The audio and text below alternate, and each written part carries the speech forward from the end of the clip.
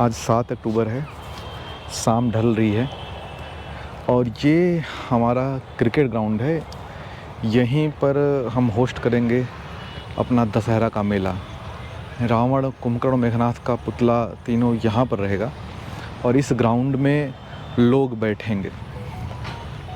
अभी आगे का मेला दिखाने से पहले मैं कल की बात करूँगा। कल मैंने रावण के 3 कहानियाँ बताई थी कि कौन कौन रावण होकर के जन्मे थे।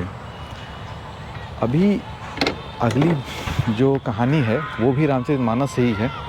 वो कहानी का एक पैराडॉक्स है। रामचरितमानस में 2 ऐसी घटनाएं हैं ना जिसमें आप पास्ट प्रेजेंट कंफ्यूज कर जाएंगे, और वो पैराडॉक्स, वो घटना और रावण जो 3 लोग रावण होकर के जन्मे और कुंभकर्ण होकर के जन्मे, वो कहानियाँ ये सब आपस में रिलेटेड हैं। अभी धीरे धीरे हम मेले की तरफ बढ़ रहे हैं और हम अपनी कहानी को भी आगे बढ़ाते हैं। रामचरितमानस और शिव पुराण दोनों में एक प्रसंग आता है कि जब भगवान राम वनवास के समय पे सीता माता की खोज कर रहे थे, सीता माता का हरण हो चुका था। वहाँ पर वन में घूमते घूमते उनको शिव जी और पार्वती जी ने देखा। पार्वती जी ने दूर से देखा राम को, और शिव जी उस समय राम राम राम नाम का जप कर रहे थे। तो पार्वती जी ने कहा कि प्रभु, आप इनके नाम का जप कर रहे हो और ये तो स्वयं एक मनुष्य की भांति अपनी पत्नी को ऐसे इधर उधर खोज रहे हैं, आप इनका जप क्यों कर रहे हो? हमें लगता है कि यह नारायण के अवतार नहीं है। तो शिव जी ने कहा कि अच्छा, एक करेक्शन मैं करना चाहता हूँ। शिव जी के साथ पार्वती नहीं, सती थी।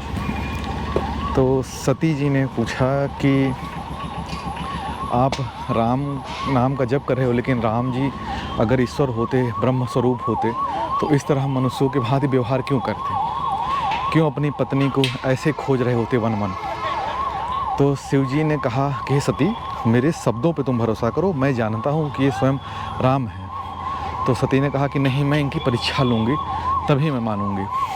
तो सती जाती हैं वहाँ पर राम जी के पास में, और वहाँ पर दूर से पहले वो सीता का वेश धारण कर लेती हैं। फिर राम के सामने जाती हैं। राम जी उनको देखते ही पहचान जाते हैं। अभी ये देखिए, हमारा जो व्हील है ना वो सेटअप हो रहा है, ठीक है। बाकी मैं आगे की कहानी आपको बताता हूँ।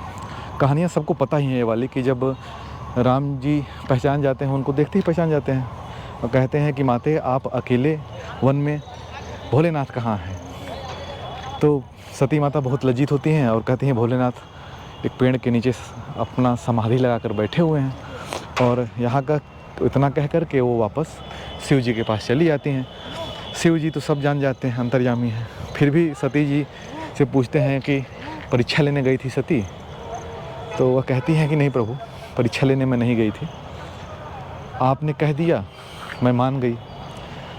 लेकिन शिव जी इस चीज़ को लेकर के मन ही मन बहुत दुखी हो जाते हैं कि इन्होंने मेरे आराध्य पे शंका किया और फिर मुझसे अभी झूठ बोल रही हैं कि हम उनकी परीक्षा लेने नहीं गए थे। फिर क्या हुआ कि उन्होंने मन ही मन संकल्प किया कि सती, अब इस शरीर से तुमसे हमारी भेंट नहीं होगी।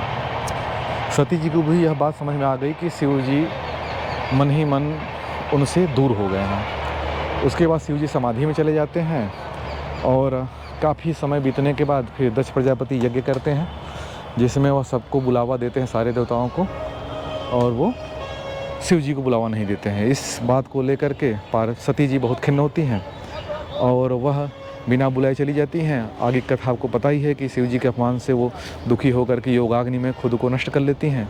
उसके बाद शिव जी क्रोधित हो जाते हैं, अपने गणों को भेजते हैं, यज्ञ का विध्वंस होता है और विध्वंस की कहानियाँ अलग हैं।